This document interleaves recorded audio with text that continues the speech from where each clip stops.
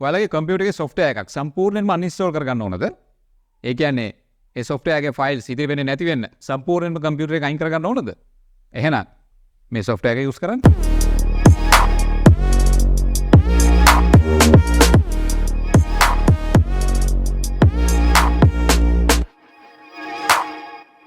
ඔයාලා අත්දැකීමෙන් දන්නවා ඇති ඔයාලගේ කම්පියුටර් එකේ software එකක් සාමාන්‍ය විදියට uninstall කරාට පස්සේ සමහරක් වෙලාවට ඒ software එකේ ඉතුරු වෙච්ච files වලින් ඔයාලගේ කම්පියුටර් එකට ප්‍රශ්න ඇති කරනවා. එහෙම නැත්නම් ඔයාලා නැවතත් ඒ software එක install කරන්න ගියාම ප්‍රශ්න ඇති කරනවා. ඒ කියන්නේ software එක install කරන්න දෙන්නේ නැහැ. අන්න ඒ වගේ ගැටලු වෙනවා. ඉතින් මේකට හේතුව වෙන්නේ සාමාන්‍ය විදියට ඔයාලගේ Windows operating system එකෙන් ලබා දීලා තියෙන uninstall feature එක ප්‍රමාණවත් මදි ඒ software එකේ ඉතුරු වෙච්ච ඒ කියන්නේ registry entries එහෙම නැත්නම් system files වගේ දේවල් ඉවත් කරන්න. ඉතින් මෙන්න මේ වගේ files ඔයාලගේ කම්පියුටර් එකේ ඉතුරු වුණාම ඔයාලගේ කම්පියුටර් එකට ඔයාලගේ operating system එකට යම්කිසි බලපෑම් ඇති කරලා සමහර වෙලාවට ඉදිරියේදී ප්‍රශ්න ඇති කරනවා ඔයාලගේ කම්පියුටර් එකේ නිසි ක්‍රියාකාරීත්වය පවත්වා ගන්න බැරි වෙන විදියට. මම තව උදාහරණයක් ඔයාලට කියන්නම්. ඔයාලගේ කම්පියුටර් එකේ antivirus program එකක් තිබිලා ඔයාලා ඒක uninstall කරොත් බොහෝ වෙලාවට ඒ antivirus program එකේ leftover files, registry entries, system files වගේ දේවල් ඉතුරු වෙනවා. ඊට පස්සේ ඔයාලා නැවතත් වෙනත් antivirus මුදුකාංගයක් එහෙම නැත්නම් අපි සරලවම කිව්වොත් virus guard එකක් install කරන්න යද්දී අර කලින් install කරලා තියපු virus guard එකේ තිබුණු files මෙන්න මේ අපි අලුතෙන් install කරන්න යන virus guard එකට බලපෑම් කරලා අපිට ඒක install කරන්න දෙන්නේ නැති තත්ත්වයක් එනවා. මෙන්න මේ වගේ ප්‍රශ්න ඔයාලට මුහුණ දෙන්න වෙනවා. මෙන්න මේ විදිහට software එකක් හරියට uninstall උනේ නැත්තම්. ඉතින් මේ program එකක් uninstall කරනකොට ඉතුරු වෙන file ඔක්කොම uninstall කරන්න. එහෙම නැත්නම් ඉවත් කරන්න පුළුවන් විදිහට third party softwares හදලා තියෙනවා. අපිට මේ වැඩේ පහසු කරගන්න. ඉතින් මම කලින් සඳහන් කරා වගේ third party softwares ගණනාවක් මේ uninstallers විදියට අපිට හොයාගන්න පුළුවන්.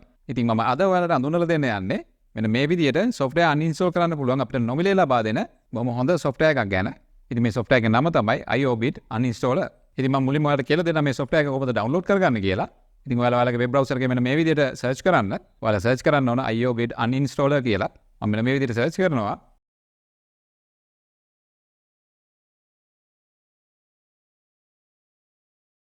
ඔයාලා යන්න ඕන මෙන්න මේ link එකට.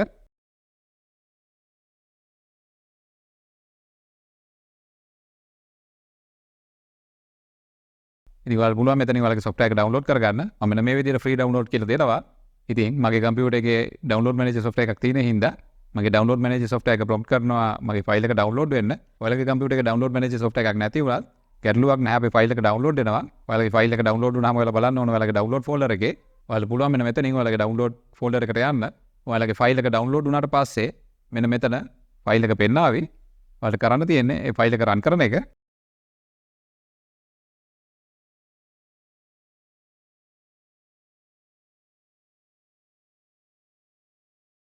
හරි අපේ ෆයිල් එක ඩවුන්ලෝඩ් වුණා. මේ තියෙන අපේ software එක. ඔයාලා මෙන්න මේ විදිහට මේක run කරන්න. මම මෙන්න මේ විදිහට මේක double click කරලා run කරනවා.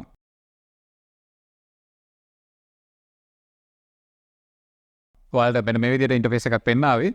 ඔයාලා මෙන්න මේ අමතර programs ටික install කරගන්න එපා. ඔයාලට කරන්න තියෙන්නේ මෙන්න මේ check marks ටික අයින් කරලා custom install කියන එක දෙන්න. ඔයාලට මෙතනින් options ලබා දීලා තියෙනවා. ඔයාලට මේ software එකේ desktop icon එකක්, taskbar icon එකක්, ඒ වගේම startup එකේදී launch වෙනවද කියන එක select කරගන්න. ඔයාලට පුළුවන් ඔයාලා කැමති පරිදි ඒක select කරලා මෙතනින් install කියලා දෙන්න. මම මෙන්න මේ විදිහට install කියලා දෙනවා. මේකත් අපිට program එක වෙතින් ලබා දෙන අමතර program එකක්. ඉතින් මේක අපිට අවශ්‍ය නැති හින්දා no thanks කියලා දෙන්න. ඊට පස්සේ මෙතනින් next කියලා දෙන්න. හරි. එතකොට මෙන්න මේ වගේ අපේ software එක install වෙනවා.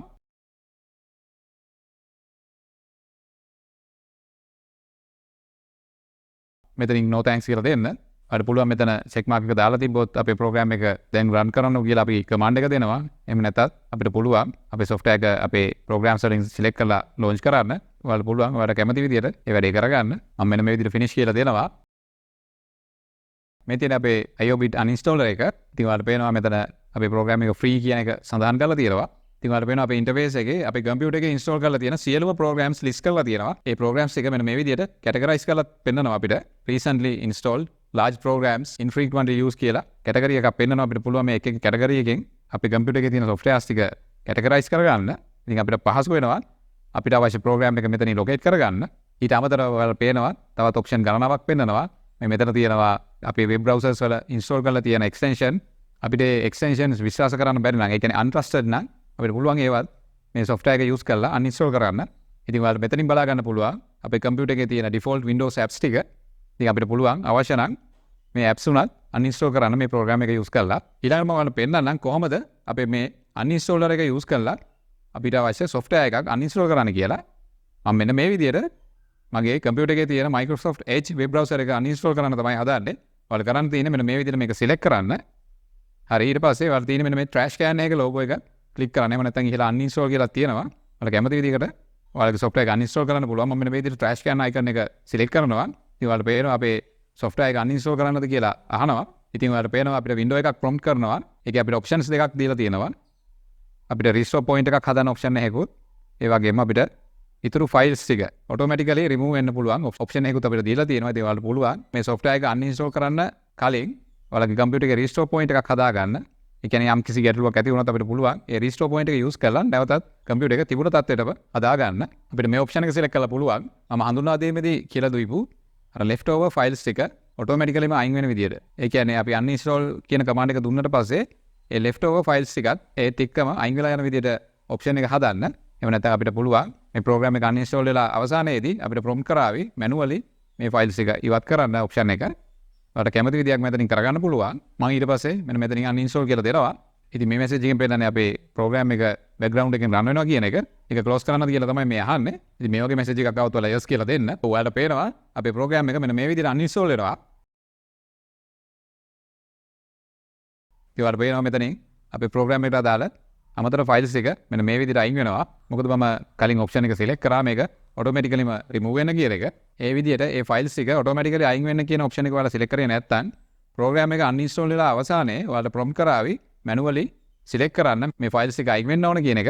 ඉතින් ඔයාලට කරන්න තියෙන්නේ ඒක manually select කරලා අයින් කරන්න කියන command එක දෙන්න. ඉතින් මෙන්න මේ විදිහට ඔයාලට final report එක පෙන්නනවා. අපේ computer එකේ කොච්චර space එකක් අපිට හම්බුණාද කියන එක මොන files ඔයාලගේ computer එකෙන් ඉවත් වුණාද කියන එකත් මෙතන පෙන්නනවා.